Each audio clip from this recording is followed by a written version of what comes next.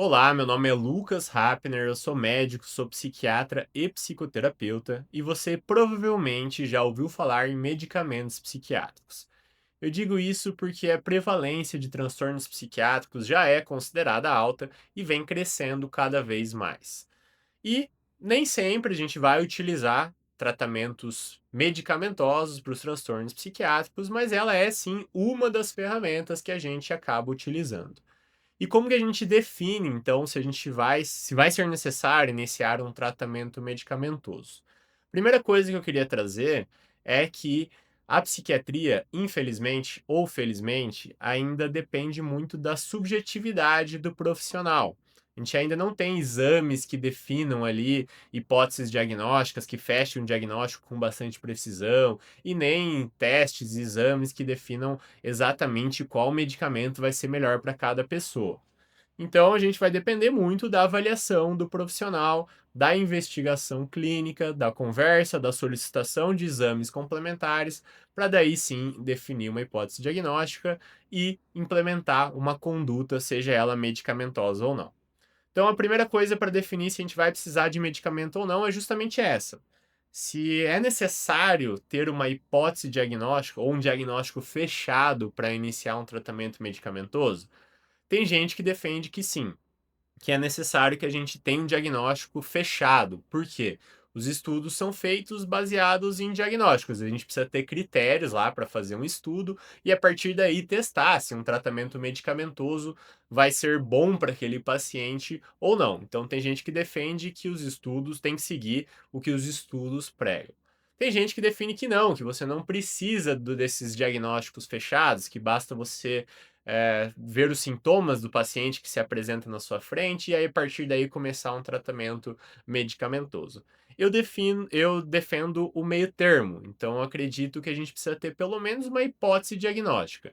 Eu acho que não é necessário a gente fechar o diagnóstico, porque muitas vezes o diagnóstico a gente demora algumas consultas, precisa de um tempo maior para poder fechar esse diagnóstico, e às vezes o paciente, a gente já tem uma boa ideia, a gente na primeira consulta a gente tem que ter uma boa hipótese diagnóstica, e a partir desse norte, o paciente que já está em sofrimento, o paciente que já está com a qualidade de vida prejudicada, mesmo que a gente precise de mais consultas para fechar com precisão esse diagnóstico, eu acho que já vale a pena iniciar um tratamento medicamentoso para esses pacientes.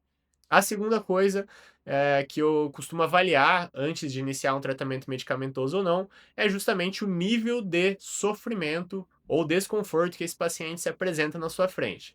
Então é muito diferente um paciente que apresenta, por exemplo, sintomas ansiosos mas que não são tão intensos, esse paciente consegue manter a funcionalidade dele, consegue manter os relacionamentos, consegue ter uma vida quase que normal, mas está buscando sua ajuda ali para ter mais qualidade de vida, porque esses sintomas ansiosos estão incomodando de certa forma.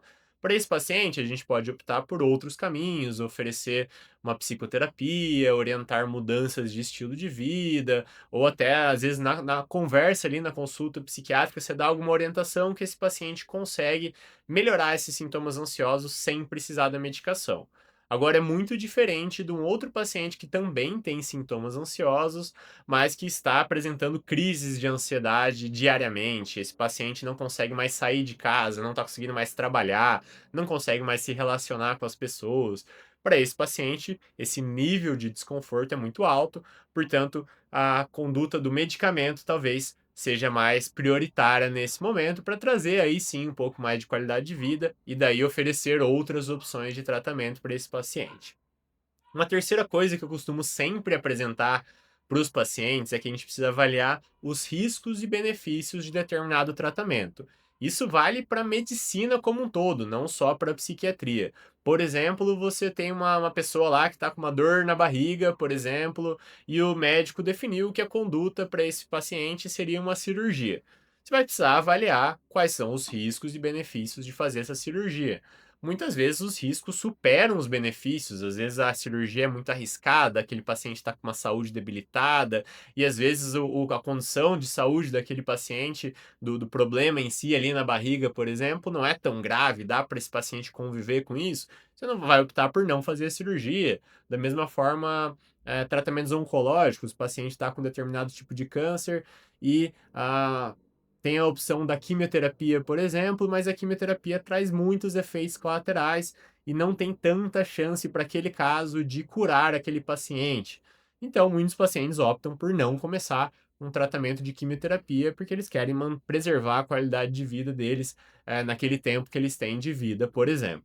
Na psiquiatria é a mesma coisa, a gente vai precisar avaliar se os medicamentos vão fazer mais bem do que mal para aquele paciente. Se o medicamento for fazer mais mal, ou seja, os efeitos colaterais vão incomodar muito, esse paciente vai perder qualidade de vida, não vai conseguir mais trabalhar, vai ganhar peso, vai atrapalhar a função sexual daquele paciente, e os sintomas não estão incomodando tanto, talvez não seja o momento de iniciar um tratamento medicamentoso. Ah, não, aqueles sintomas estão incomodando, o paciente, a gente vai optar por um medicamento que não traga tantos prejuízos para ele, ou seja, os riscos são menores do que os benefícios da medicação. Aí sim, a gente vai optar por iniciar um tratamento medicamentoso. A última coisa que eu queria trazer para a gente pensar se vale a pena iniciar um tratamento medicamentoso ou não, é justamente a preferência do paciente. Então, a gente precisa dividir essa decisão com o paciente para a grande maioria dos casos. A gente vai apresentar qual a situação que ele está, quais são as opções de tratamento e o que aquele tratamento vai proporcionar para ele. E às vezes aquele paciente vai decidir por ir por outros caminhos. Ah, não quero começar o medicamento agora, quero tentar a terapia antes, quero mudar estilo de vida. Se for possível, se aquele paciente não tiver em urgência, um risco de gravidade muito alto, a gente vai sim tentar, vai respeitar essa autonomia e preferência do paciente e não vai iniciar um tratamento medicamentoso.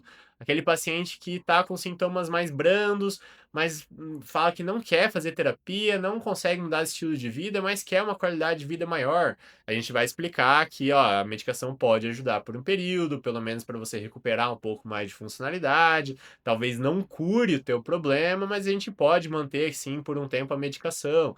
Então tudo vai ser discutível dentro do possível com aquele paciente. Então, resumindo, quando que a gente utiliza um tratamento medicamentoso, vai depender primeiro da sua hipótese diagnóstica, então qual aquela hipótese diagnóstica e quais os tratamentos disponíveis para aquela hipótese diagnóstica. Em segundo lugar, qual o nível de desconforto e de prejuízo que esse paciente está tendo, então qual a gravidade, se vai exigir um medicamento ou não. Quais são os riscos-benefícios de utilizar esse tratamento? Será que os benefícios superam os riscos? Se sim, daí sim vale a pena utilizar um tratamento medicamentoso. Se os riscos forem maiores, talvez não valha a pena para aquele caso.